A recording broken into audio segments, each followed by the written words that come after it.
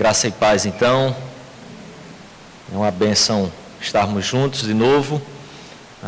Estamos juntos como povo tão querido pelo Senhor e graças a Deus, povo que nós também amamos e amamos estar juntos e amamos buscar ao Senhor juntos. Eu quero então voltarmos a meditar hoje sobre essa busca da perfeição que no domingo passado nós começamos e tratamos um pouco sobre essa busca da perfeição em nós mesmos. E então eu quero pegar um pouco ainda do texto que lemos na semana passada e continuar no trecho que nós deixamos para esse domingo. Então, já que lemos o capítulo 3 de Filipenses, do versículo 1 até o versículo 11, hoje nós vamos apenas pegar a partir do versículo 7 e vamos continuar até o versículo 16. E o trecho, então, que nós vamos estudar hoje é a partir do versículo 12 até o versículo 16. Eu quero voltar alguns versículos para que a gente possa ter o desenvolvimento aqui do raciocínio, lembrando daquilo que a gente tratou aqui também na semana passada. Tá ok? Então eu quero chamar você a voltar os olhos para o texto, a partir do versículo 7. Eu vou ler e após a leitura nós vamos orar mais uma vez e então pedir que o Senhor nos direcione aqui, nos conduza no entendimento da sua palavra e na aplicação da sua palavra para o nosso coração, para a nossa vida. Vamos ler então. A palavra de Deus diz assim: mas o que para mim era lucro, isso considerei perda por causa de Cristo.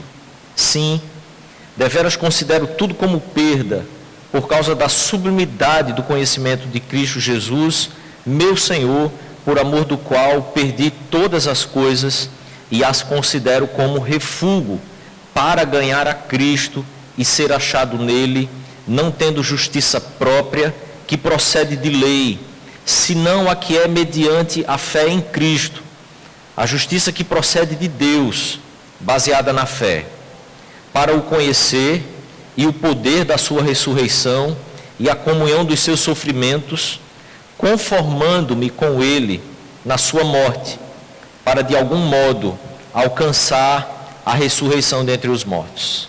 Versículo 12 então: não que eu já tenha recebido ou já tenha obtido a perfeição, mas prossigo para conquistar aquilo para o que também fui conquistado por Cristo Jesus.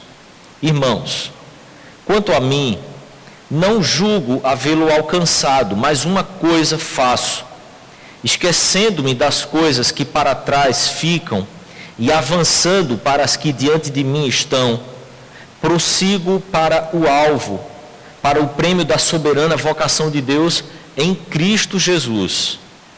Todos, pois, que somos perfeitos, tenhamos esse sentimento.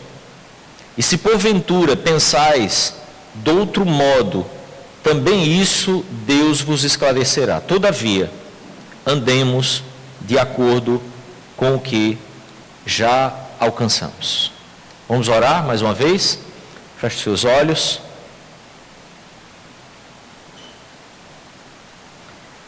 Senhor, nós pedimos que o Senhor nos instrua aqui, que o Teu Espírito nos conduza a toda a verdade. Toma o nosso coração.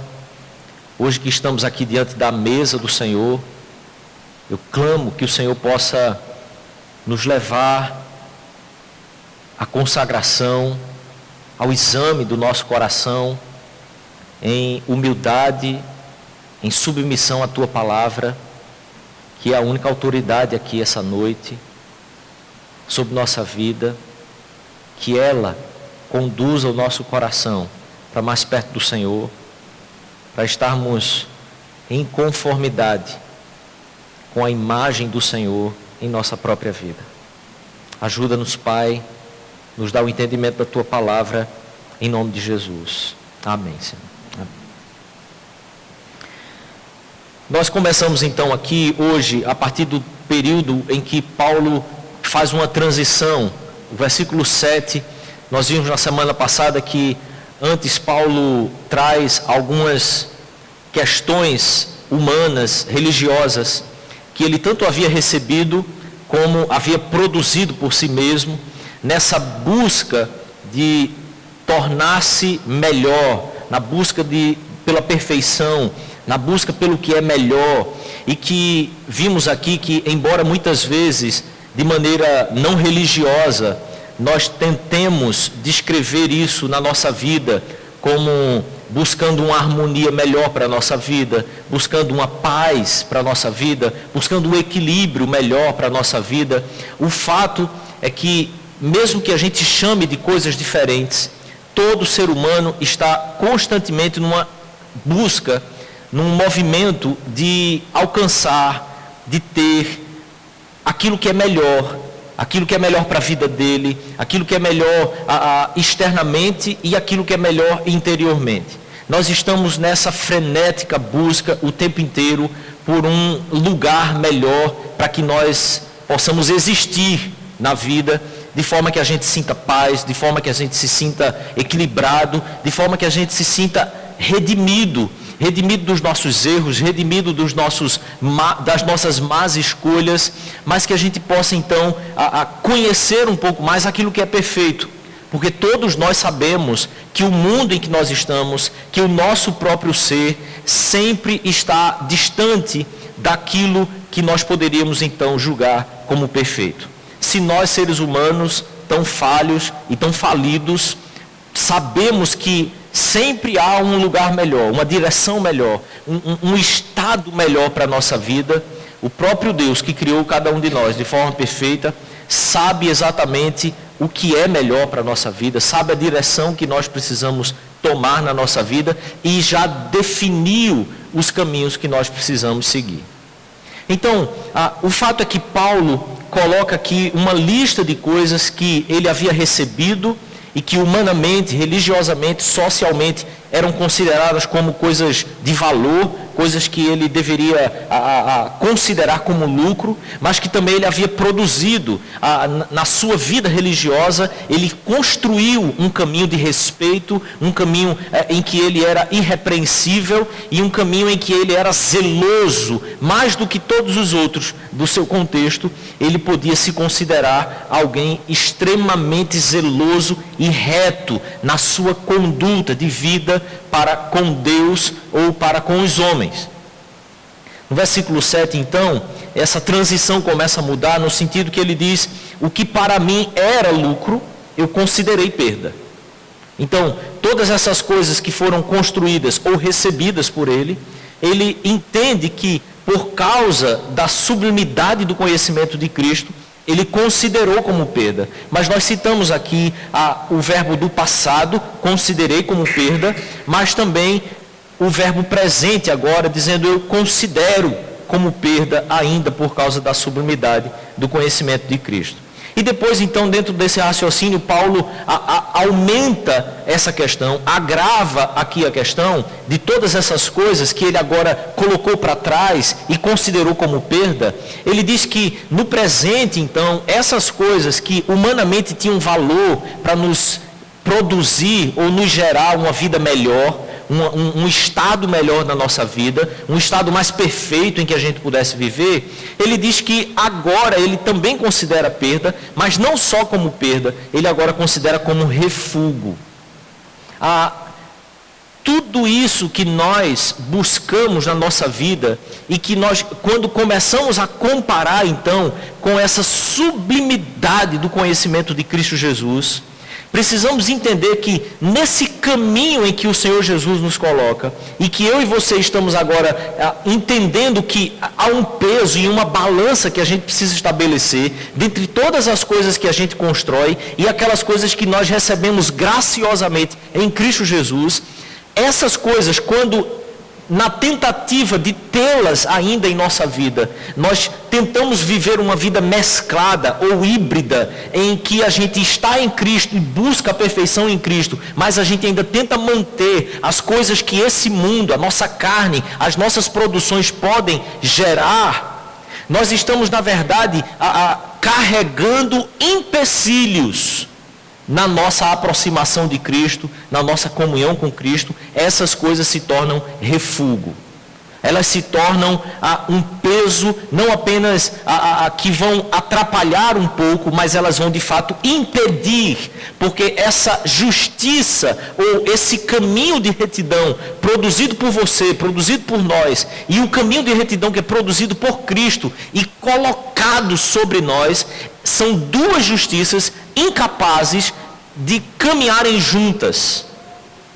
É impossível que você consiga viver uma vida em Cristo e uma vida a partir da justiça e da fé, no seu próprio esforço, nos seus próprios méritos, na sua própria virtude. É impossível que essas duas justiças que nos conduz a um determinado caminho, elas possam coexistir em uma só pessoa. Por isso Paulo diz, essas coisas agora são refúgio para ganhar a Cristo e ser achado nele. Para ganhar a Cristo e ser achado em Cristo, todas as coisas que são fruto do nosso próprio esforço, da nossa própria justiça, elas são refúgio, elas são empecilhos para nós. Então, versículo 12, que é o texto que nós queremos pensar um pouco hoje, agora não pensando nessa busca da perfeição a partir de nós mesmos, a partir da nossa própria justiça, do nosso próprio esforço, do nosso próprio mérito, mas a justiça que há em Cristo Jesus, buscar essa perfeição agora em Cristo.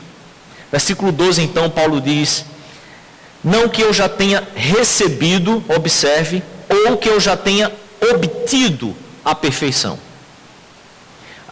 Paulo colocou anteriormente, no início do capítulo 3, que é esse capítulo que estamos lendo, algumas justiças ou alguns méritos, algumas questões religiosas, morais, sociais, que poderiam dar a ele algum valor, poderiam ter lucro para ele. Essas coisas, tanto que foi recebido, como que foram produzidas por ele.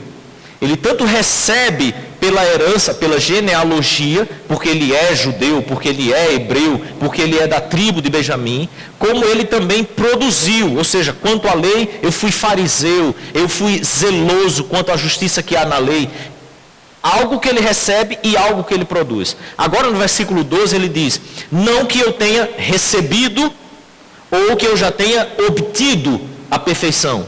Não que isso tenha sido colocado sobre mim de forma plena já, ou que eu tenha caminhado de uma forma que eu tenha alcançado tamanha perfeição, mas a grande questão aqui é que prossigo para conquistar aquilo para o que também fui conquistado por Cristo Jesus.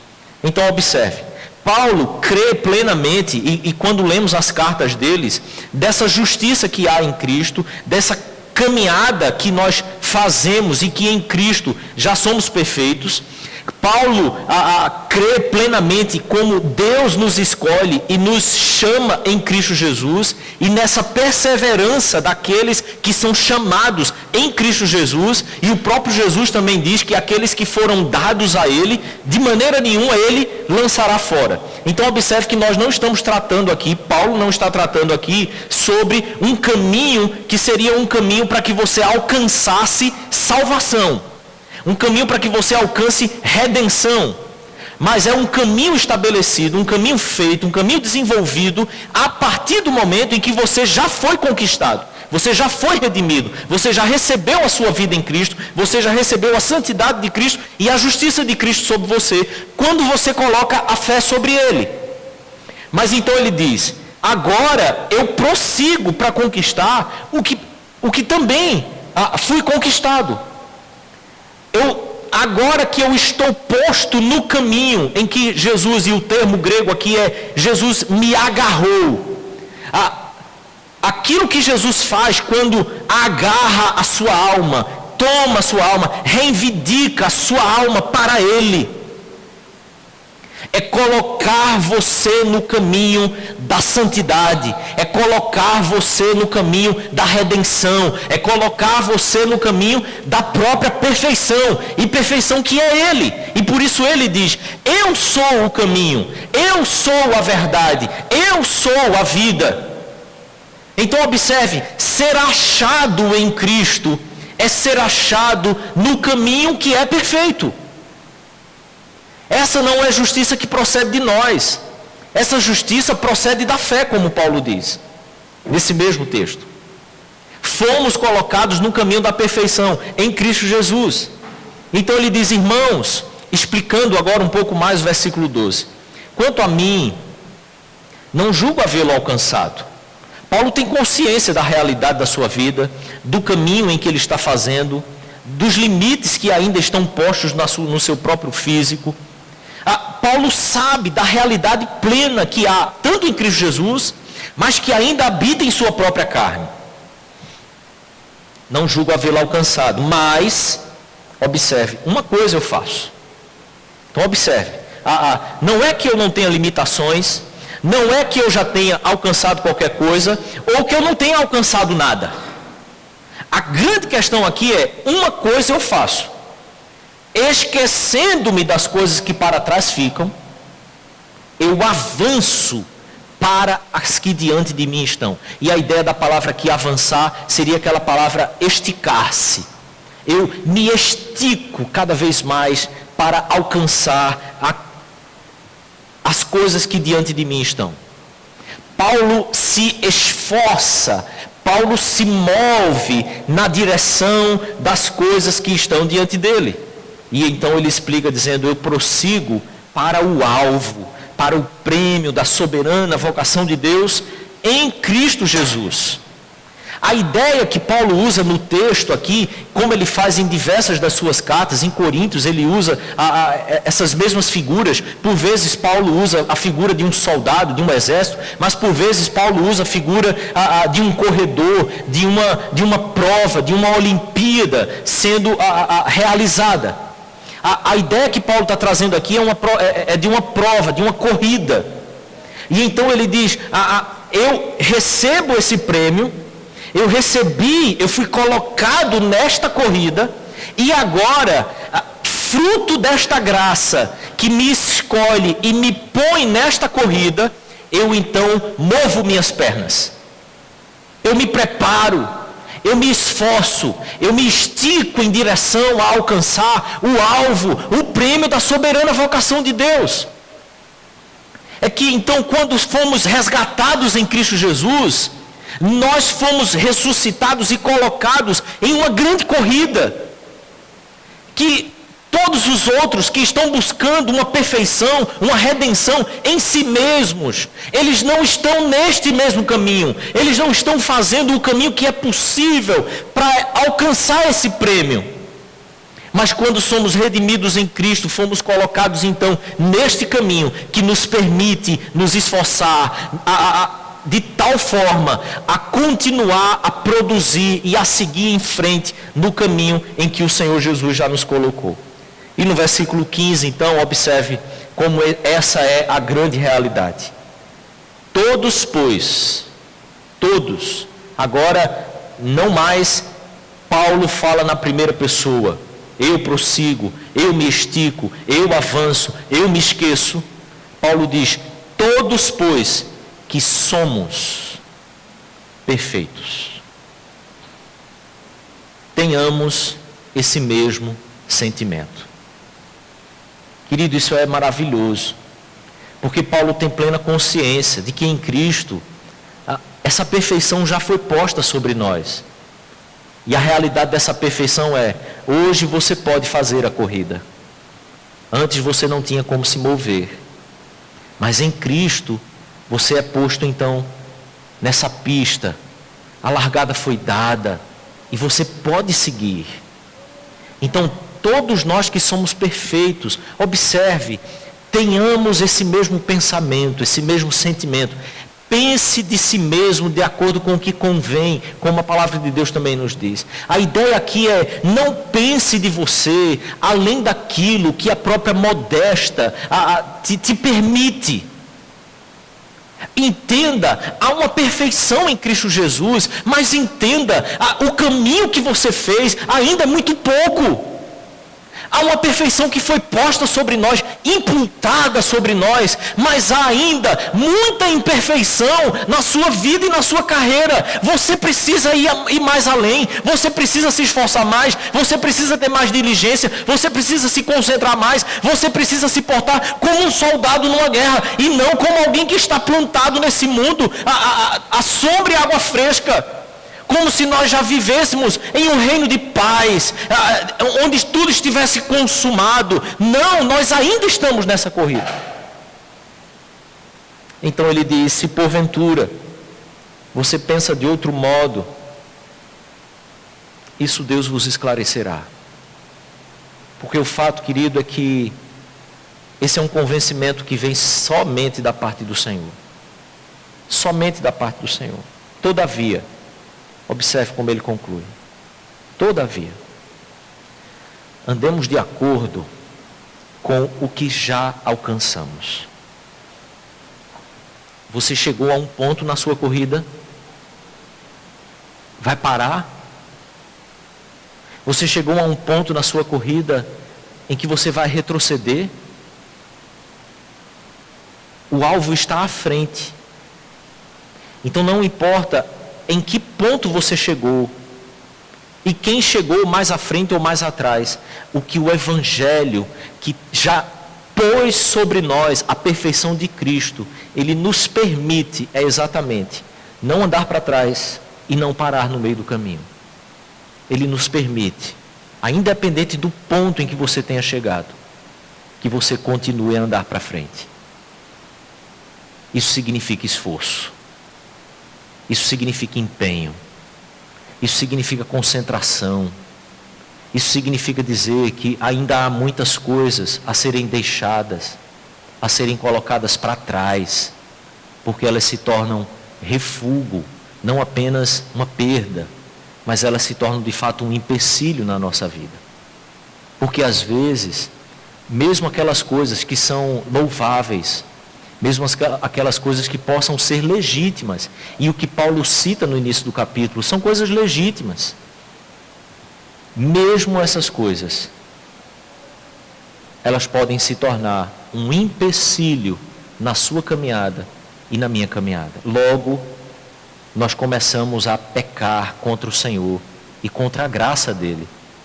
Porque ao invés de andar de acordo com o que já alcançamos, nós retrocedemos ou paramos, porque elas vão se tornar pesadas para nós. Eu quero pensar então aqui, querido, com você, numa figura em que eu quero fazer a transição a partir da exposição desse texto, pensarmos um pouco de forma prática, então como essas coisas implicam, como essas verdades implicam na nossa vida.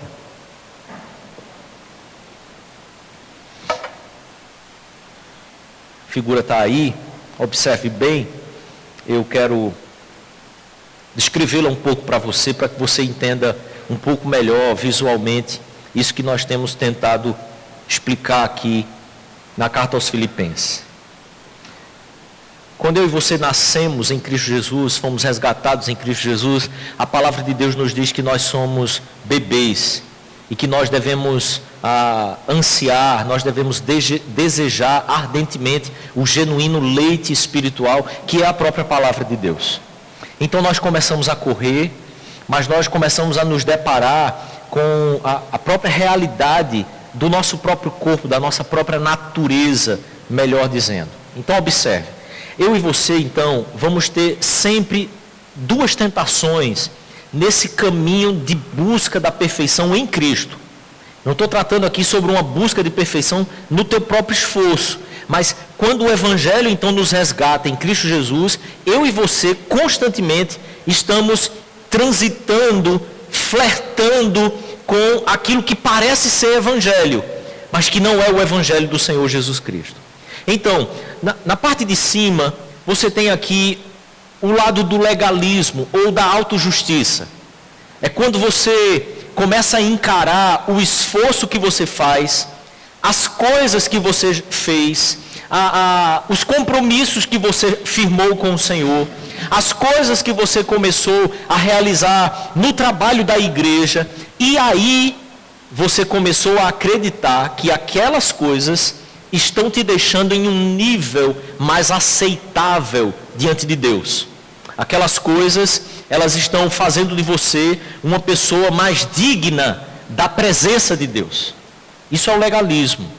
É quando você começa a obedecer a palavra de Deus, e porque você obedece, você acha que tem mais direito do que outro que talvez não esteja obedecendo tanto quanto você. Isso é o legalismo, isso é a autojustificação. Esse legalismo, essa autojustificação, ela está firmada e baseada somente no esforço humano. É na sua capacidade. Observe, por exemplo, quando você é alguém mais diligente, porque você foi criado assim, você aprendeu assim a vida, e você é uma pessoa mais organizada, mais diligente. Então você tem mais facilidade de manter uma vida mais reta, uma vida mais regrada, quanto, por exemplo, a disciplinas espirituais. Você é uma pessoa que consegue estabelecer um horário de forma mais organizada na sua vida para oração. Você consegue estabelecer um horário para servir, você consegue harmonizar direito a tua vida no teu trabalho secular, naquilo que você faz para ter o seu sustento, mas você ainda assim entende que o teu trabalho é um aspecto da sua vida que às vezes não tem muito a ver com o próprio serviço a Cristo, por isso é o teu trabalho secular. Mas você é tão disciplinado que você também consegue horários suficientes para servir a igreja, para estar nos ministérios, para participar dos pequenos grupos, para estar completamente envolvido com a igreja. E aí você começa a acreditar que você é mais justo, que você é mais santo, que você, me permita aqui a redundância, porque talvez não exista mais perfeito, né? Mas você começa a achar que se fulano é perfeito, eu sou mais perfeito ainda. Então observe, é puro esforço humano. Você começa a flertar, quase que ser aquele fariseu que bate no peito e agradece a Deus, porque você não é como os demais. Você dá parabéns a Jesus por ter feito alguém como você. Jesus, o Senhor está de parabéns. Afinal de contas, que vida reta que eu tenho tido. A outra grande tentação que nós corremos é que certamente a maior parte da humanidade não é tão disciplinada assim.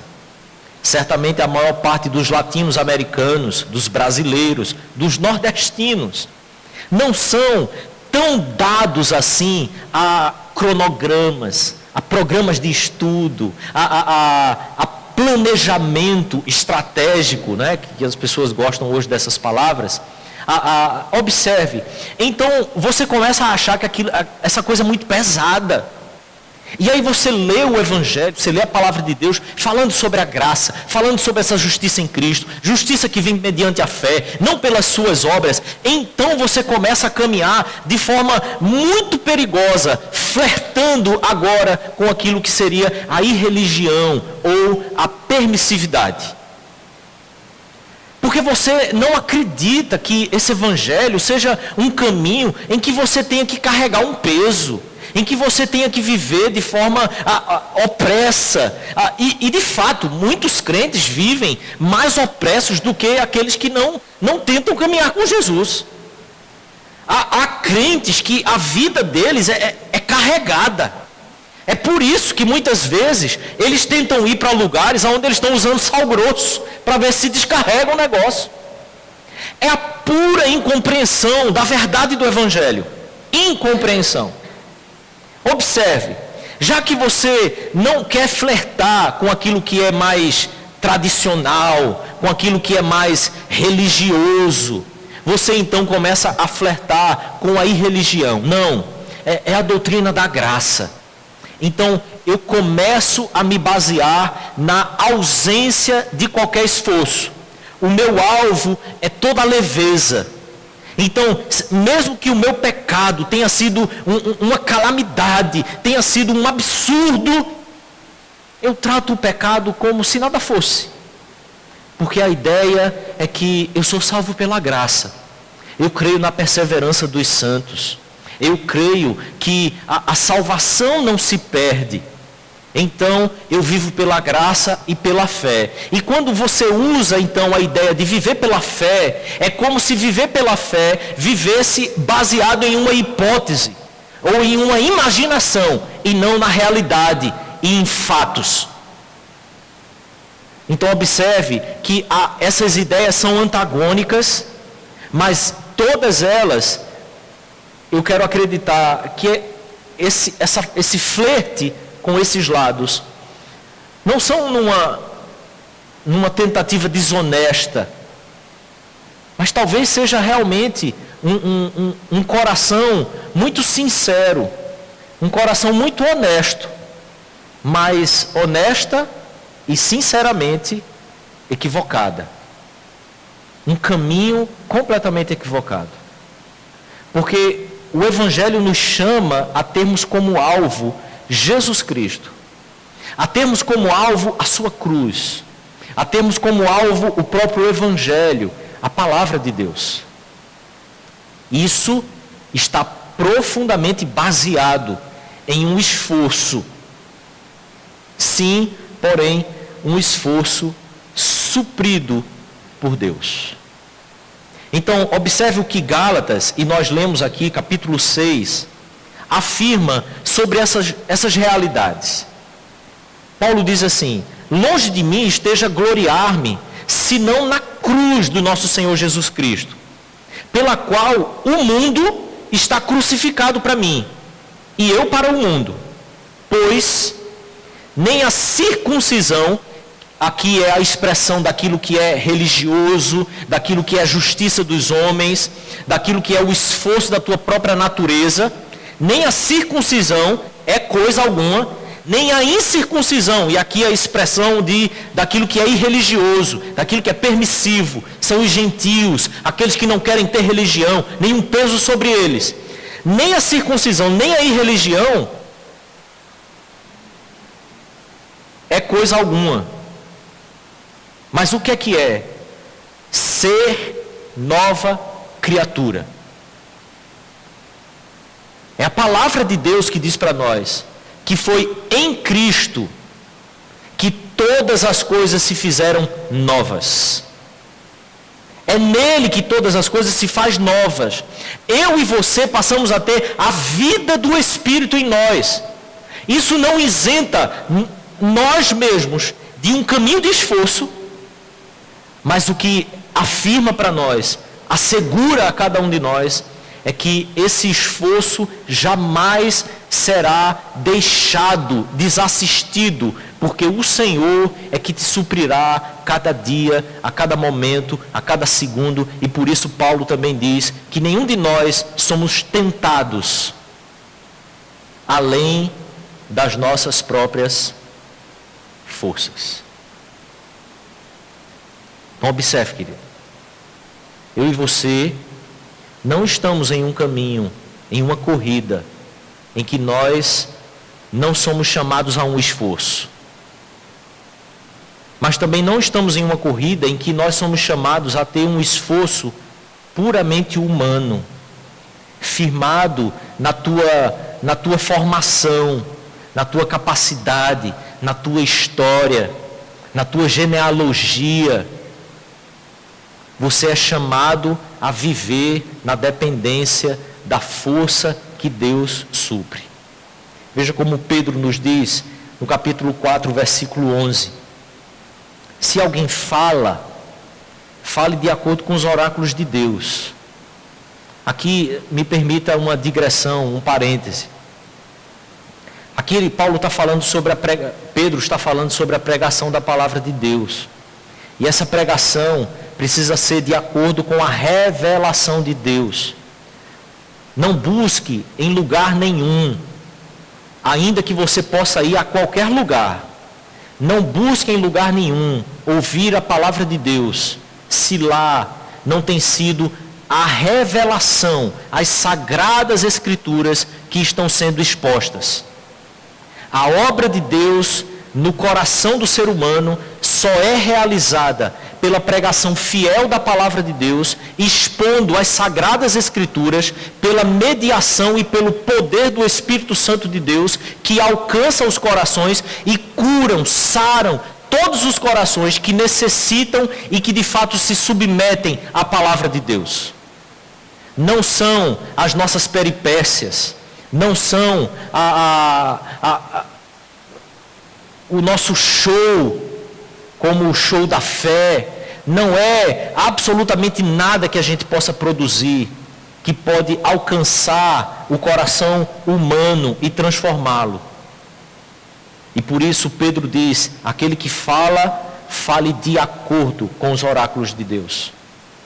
E então me permita dizer que muito dos movimentos que temos visto em nossos dias, movimentos neopentecostais, movimentos, às vezes até de plantação de igreja, movimentos que tentam se contextualizar e se aculturar na nossa sociedade, são movimentos, são caminhos que têm sim deixado muito de lado, muitas vezes, e aqui observe, muitas vezes, não são todas, mas muitas vezes, essa fidelidade aos oráculos de Deus, a revelação, as Sagradas Escrituras.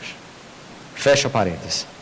Se alguém serve, faça-o na força que Deus supre. Eu e você fomos chamados a servir ao Senhor, querido.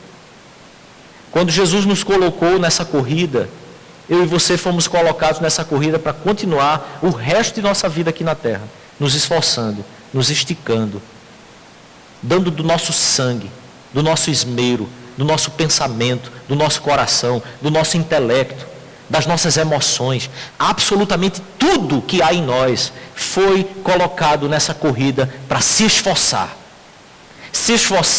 para alcançar e conquistar aquilo para o qual nós fomos conquistados. Eu e você fomos chamados a servir ao Senhor, mas servir ao Senhor na força que Deus supre. Esse é o tipo de serviço, então, que nos conduz a Cristo, que nos conduz em Cristo e para Cristo. Esse é o tipo de serviço e o tipo de caminho que não permite que você apenas pare, mas também não permite que você tente correr na sua próprio esforço. Esse é o tipo de pensamento que Paulo nos chama a ter, que eu e você precisamos desenvolver em nossa vida. Não importa quanto tempo e quão distante você tenha ido nessa jornada, há ainda mais caminhos para você seguir, há uma distância ainda maior para se fazer, há ainda muito a servir ao Senhor. E como já afirmamos aqui outras vezes, não há aposentadoria para cristãos. Essa corrida é até o dia que nós nos encontrarmos com Ele. Por isso eu quero pensar aqui, de forma mais prática, 4 coisas para que você possa hoje examinar o seu coração, enquanto nós vamos participar da mesa do Senhor, do corpo e do sangue de Jesus.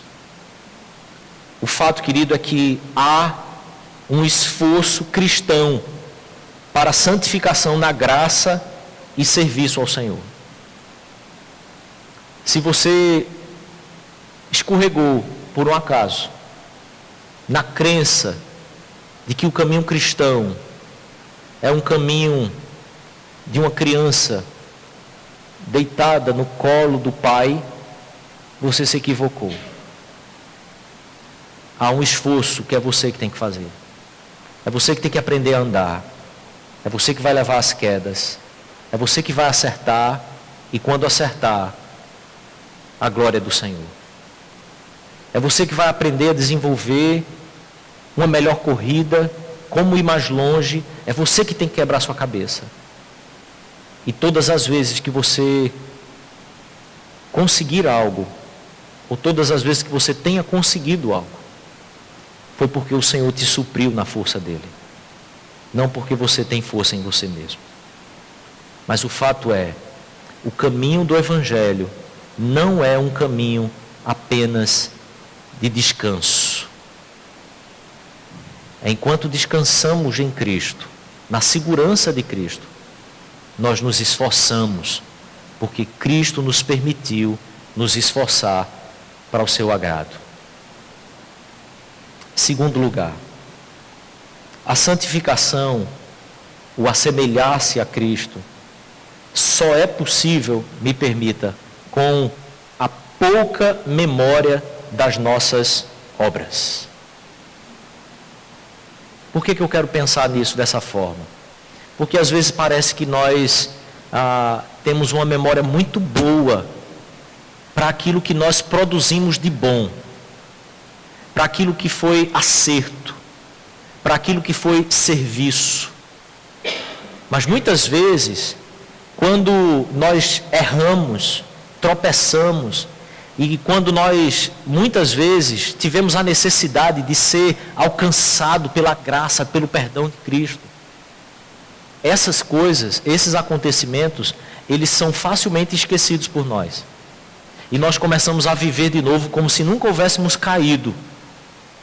Mas quando nós estamos caminhando um caminho reto, produzindo algo, servindo ao Senhor, no corpo de Cristo, participando da vida de Cristo e da igreja do Senhor, nós nos apegamos a esse passado, nos apegamos ao que foi produzido, e aí nós estabelecemos a data em que nós definimos: chegou a vez de outros. Agora eu vou apenas desfrutar. Essa é a aposentadoria do crente, que simplesmente não existe. Esqueça-se das coisas que para trás ficaram. Prossiga para o prêmio da soberana vocação de Deus em Cristo Jesus. Em outras palavras, é uma bênção quando o povo de Deus está se esforçando em servir a Jesus Cristo. Mas, querido, o fato é que quando o nosso alvo é Cristo, sempre há mais a ser feito. Quando eu e você nos comparamos uns com os outros, nós temos uma tendência imensa a termos inveja uns dos outros. Mas quando nós nos comparamos com o maior do nosso alvo, do nosso parâmetro, o que isso gera em nós é o que eu quero chamar de insatisfação santa. Em terceiro lugar, desenvolva, busque uma insatisfação santa em seu coração. Porque o seu alvo é Cristo. Não importa o quanto você já tenha servido. Não importa se você entrou e chegou a um bom nível.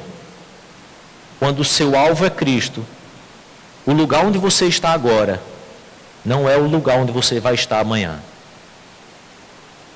Se o seu alvo continua sendo Cristo, o caminho mais excelente que você possa ter feito até agora é simplesmente o que foi até agora.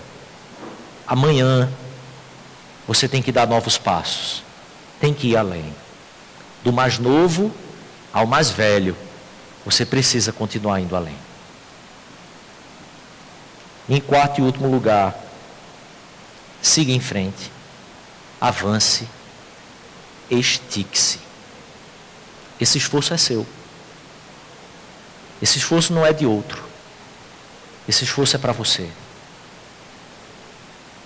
Todavia, se não entendeu, talvez alguma coisa de tudo isso, lembre-se disso.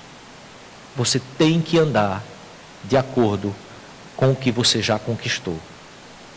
As outras coisas, Deus vai esclarecer. Você só não pode parar.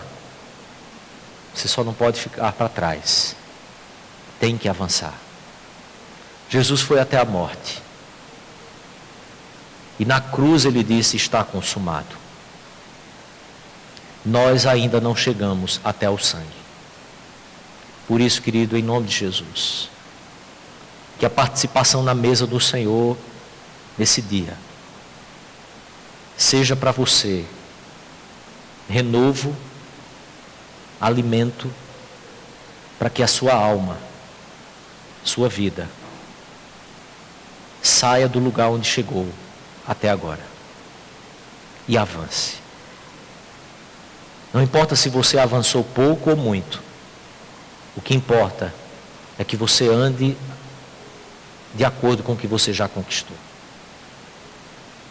Que participar da mesa hoje do Senhor erga a sua alma novamente a continuar a se esticar e a se esforçar para ser achado em Cristo Jesus, ter comunhão com Ele e um dia alcançarmos a ressurreição dentre os mortos.